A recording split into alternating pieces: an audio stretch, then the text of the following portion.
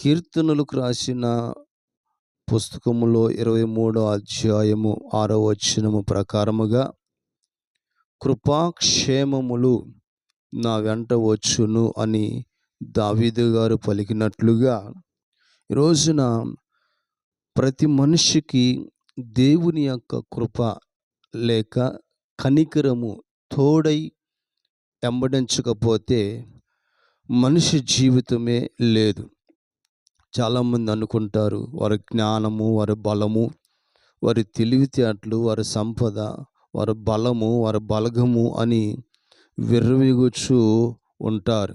కానీ దేవుని ప్రజలారా, ఈరోజు మనము ఈ విధముగా ఉన్నామంటే కనికరము కలిగిన దేవుడు మనల్ని జ్ఞాపకం చేసుకున్నాడు. ఆయనే మనల్ని జ్ఞాపకం చేసుకోకపోతే ఎప్పుడో మనము పాతాళములోకి దిగిపోయి ఉండేవాళ్ళము. సాతాను వశములోకి వెళ్ళిపోయి ఎప్పుడో మన జీవితం ముగించబడి ఉండేది. ఈ రోజున సాతాను వశముకు వెళ్ళకుండా, ఎలాంటి కీడు చూడకుండా దేవుని ద్వారా కాపాడబడుతూ నడిపించబడుచు ఉన్నాం. ఒకసారి ఆలోచన చేయండి. నీ వెంట ఏది వస్తుంది? నువ్వు సంపాదించిన ఆస్తులు వస్తాయా? నువ్వు సంపాదించుకున్న స్నేహితులు వస్తారా? నువ్వు సంపాదించుకున్న లోక ధనభోగములు, ఘనతలు, పేరు ప్రఖ్యాతులు నీతో వస్తాయా? రావు కదా. నీతో వచ్చేది ఎవరు? మనం చూస్తూ ఉన్నాం చరిత్రలో అలెగ్జాండర్ అనే మహాచక్రవర్తి తన ఎన్నో సాధించాడు.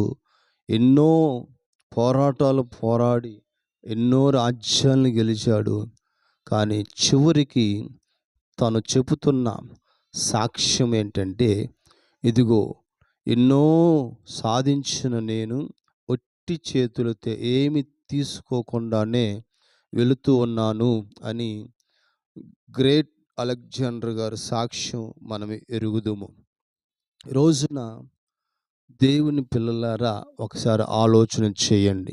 ఏమి తీసుకొని వెళ్ళము, కానీ మనము దేవుని సన్నిధికి వచ్చి దేవుని సన్నిధిలో ఉంటూ ఉన్నప్పుడు, చిరకాలము యెహోవా మందిరములో మనము నడుస్తూ ఉన్నప్పుడు మనల్ని వెంబడిస్తూ ఉన్న ఆ కృప మనల్ని ఇదిగో నిత్యత్వమునకు నడిపిస్తుంది. అనగా మనము ఆ నిత్యత్వంలోనికి వెళ్ళేటప్పుడు కృపతో వెళతాం. కృపే అనగా కనికరించబడి మనము ఆయన దగ్గరికి వెళుతూ ఉన్నాం. కృప మనకు తోడుగా ఉంటుంది. అంత మాత్రమే కాదు, శాశ్వతమైన కృప కూడా మనకి అనుగ్రహించబడుచు ఉన్నది. ప్రభు వచ్చినప్పుడు మనందరము కూడా కనికరించబడి ఆయన ఎదుట నిలబడుటకే కేవలము కృప మాత్రమే మనల్ని నిలబెడుతుంది. మరి ఈ రోజున అట్టి కృప నిన్ను వెంబడిస్తుందా? అట్టి కృప నువ్వు పొందుకొని ఉన్నావా? అట్టి కృపతో నువ్వు నడిపించబడుచున్నావా? లేక కృపకు దూరముగా ఉండి నువ్వు ఎన్నో పరిస్థితులలో నలిగిపోతున్నావా?